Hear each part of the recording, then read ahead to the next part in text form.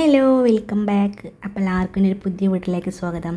അപ്പോൾ നമുക്ക് വളരെ എളുപ്പത്തിലൊരു ബീഫ് മന്തി ഉണ്ടാക്കിയാലോ. അപ്പോൾ എല്ലാവരും വീഡിയോ സ്കിപ്പ് ചെയ്യാതെ കാണണേ.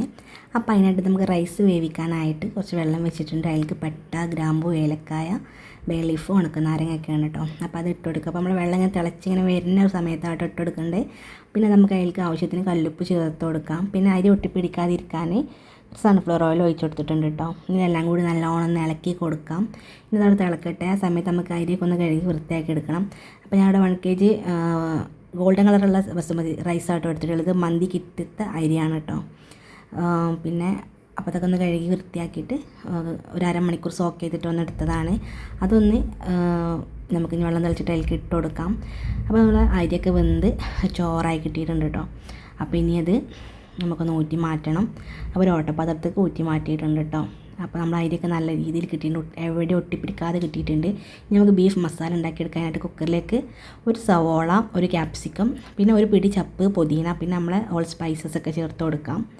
ഇനി നമുക്ക് അതിലേക്ക് 2 തക്കാളി അരച്ചതാണ് കേട്ടോ, അത് ചേർത്ത് കൊടുക്കാം. പിന്നെ അതിലേക്ക് മന്തി മസാല, മല്ലിപ്പൊടി, മുളക് പൊടി, മഞ്ഞൾപ്പൊടി, കുരുമുളക് പൊടി, ചെറിയ ജീരകം പൊടിച്ചതാണ് കേട്ടോ. പിന്നെ ബീഫ് മസാല ഉണ്ടെങ്കിൽ അതും കൂടി ആഡ് ചെയ്ത് കൊടുക്കാം.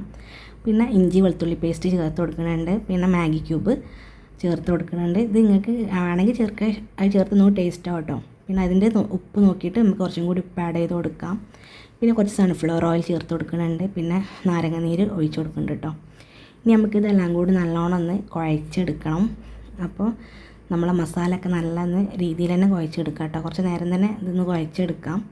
അപ്പോൾ ഈ ഒരു കുഴക്കലിനൊക്കെ അതിൻ്റെ ഒരു ടേസ്റ്റ് വരും കേട്ടോ. അപ്പോൾ അനുസരിച്ച് ചെയ്യാം. അപ്പോൾ ഇത് നല്ലോണം കുഴച്ചെടുത്തിട്ടുണ്ടെങ്കിൽ നമ്മളെ കഴുകി വൃത്തിയാക്കി വെച്ചിട്ടുള്ള ബീഫ് കഷ്ണങ്ങൾ ഇതിലേക്ക് ഇട്ട് കൊടുക്കാം. അപ്പോൾ ഞാനൊരു 1 kg ബീഫാണ് എടുത്തിട്ടുള്ളത്. നിങ്ങൾക്ക് നിങ്ങളനുസരിച്ച് ക്വാണ്ടിറ്റി കൂട്ടിയും കുറച്ചൊക്കെ എടുക്കാം. അപ്പോൾ ഇത് കുറച്ച് വലിയ പീസാണ് കേട്ടോ. അപ്പോൾ ഞാൻ അങ്ങനെ കട്ട് ചെയ്താണ് ഒരു രസത്തിന് വേണ്ടിയിട്ട് വീഡിയോ എടുക്കല്ലേ. അപ്പോൾ നിങ്ങൾക്ക് ചെറിയ പീസാക്കണമെങ്കിൽ ചെറിയ പീസാക്കാം. അപ്പോൾ ചെറിയ പീസാക്കിയാൽ പെട്ടെന്ന് വെന്ത് കിട്ടും കേട്ടോ. അപ്പോൾ കുറച്ച് വലിയ പീസൊക്കെ ആയാലും വേവ് ഉണ്ടാവാനും കുറച്ച് പാടാവും കേട്ടോ. എനിക്ക് അനുഭവം ഉണ്ട്, അതുകൊണ്ടാണ് ഞാൻ അങ്ങനെ പറഞ്ഞത്. അതായത് നല്ലോണം ബീഫും നമ്മളെ മസാലയൊക്കെ നല്ലോണം കുഴച്ച് സെറ്റാക്കിയിട്ടുണ്ട്. ഇനി നമുക്കതിൽ പാകത്തിനുള്ള വെള്ളം കൂടി ഒഴിച്ച് കൊടുക്കാം. പിന്നെ ഒരു ടേസ്റ്റിന് വേണ്ടിയിട്ട് കുറച്ച് ബട്ടർ ഒന്ന് ചേർത്ത് കൊടുക്കുന്നുണ്ട് കേട്ടോ. ചെറിയ പീസ് അത്ര ചേർക്കണുള്ളൂ. വേണമെങ്കിലും മതി, ഓപ്ഷനിലാണ്, ഇല്ലെങ്കിൽ കുഴപ്പമൊന്നുമില്ല. ചേർത്താൽ ഒരു പ്രത്യേക ടേസ്റ്റ് ഉണ്ടാവും. അപ്പോൾ എല്ലാം കൂടിയൊക്കെ ഒന്ന് സെറ്റാക്കി കൊടുത്തിട്ടുണ്ട്. ഇനി നമ്മളെ കുക്കർ ഒന്ന് മൂടി വെച്ചിട്ട് വിസിലിനനുസരിച്ചിട്ട് നമ്മൾ ബീഫിൻ്റെ വേവിനനുസരിച്ചിട്ട് വേവിച്ചെടുക്കുക കേട്ടോ. അപ്പോൾ ഇതാ നമ്മൾ ബീഫ് ഇവിടെ വെന്തിട്ടുണ്ട്. അതിന് കുറച്ച് ഗ്രേവി ഞാൻ മാറ്റി വെച്ചിട്ടുണ്ട് കേട്ടോ. ഇനി ബാക്കിയെല്ലാം കൂടി ഒരു പാത്രത്തിലേക്ക് ഇട്ട് കൊടുക്കാം. അപ്പോൾ നമ്മൾ ഈ പാത്രത്തിലായിട്ട് നമ്മൾ അരി സെറ്റ് ചെയ്യാൻ പോണത് ചോറ്. അപ്പോൾ അതാ ഫസ്റ്റ് ചോറ് ഇട്ട് കൊടുത്തിട്ടുണ്ട്. പിന്നെ അതിൻ്റെ മേലെ നമ്മൾ നേരത്തെ മാറ്റി വെച്ചിട്ടുള്ള ഗ്രേവി ഇല്ലേ, ബീഫിൻ്റെ ഗ്രേവി അന്ന് കുറച്ചിങ്ങനെ മേലെ ഒഴിച്ച് കൊടുക്കാം. പിന്നെ വീണ്ടും റൈസ് ഇട്ട് കൊടുക്കാം. നമ്മൾ റൈസ് നോക്കൂ നിങ്ങൾ, നല്ല അടിപൊളി റൈസാട്ടോ. എവിടെ ഒട്ടിപ്പിടിച്ചിട്ടൊന്നുമില്ല കേട്ടോ. നല്ല എവിടെയും തൊടാത്ത രീതിയിൽ നല്ല രീതിയിൽ കിട്ടിയിട്ടുണ്ട്. ബാക്കി നമ്മൾ മസാലയും പിന്നെ കുറച്ച് പച്ചമുളകൊക്കെ വെച്ചിട്ടൊന്ന് ഗാർണിഷ് ചെയ്ത് കൊടുക്കാം. പിന്നെ നിങ്ങൾക്ക് വേണമെങ്കിൽ ഫുഡ് കളർ അല്ലെങ്കിൽ മഞ്ഞൾപ്പൊടിയൊക്കെ കലക്കിയിട്ട് ഒഴിച്ച് കൊടുക്കട്ടെ. അപ്പോൾ ഞാൻ കുറച്ച് മഞ്ഞൾപ്പൊടി കലക്കി ഒഴിക്കുന്നുണ്ട്. പിന്നെ നമുക്ക് സ്മോക്ക് ചെയ്തെടുക്കാം. അപ്പോൾ അതിൻ്റെ കുറച്ച് കാണാനും കുറച്ച് ഓയിലും ഒഴിച്ചിട്ട് ഒരു പത്രത്തിലാക്കി കൊടുത്തിട്ടുണ്ട്. ഇനി നമുക്കൊന്ന് പുക വരുമ്പോൾ ഒന്ന് മൂടി കൊടുക്കാം കേട്ടോ. അപ്പോൾ ഇനി അതവിടെ ഇരിക്കട്ടെ. ഇനി നമ്മൾ കഴിക്കാൻ നേരത്തെ ഇത് തുറന്ന് നോക്കാം.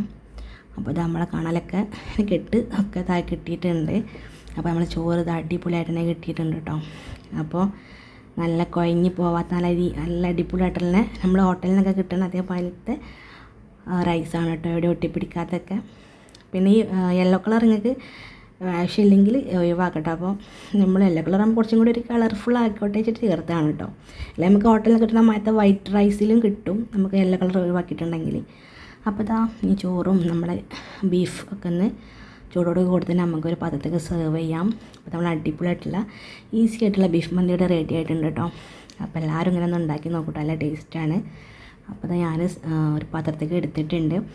മയോണൈസും നമ്മുടെ തക്കാളീൻ്റെ ചട്നിയും കുറച്ച് സലാഡൊക്കെ കൂട്ടിയിട്ട് നല്ല അടിപൊളിയായിട്ട് തന്നെ കഴിച്ചിട്ടുണ്ടായിരുന്നു.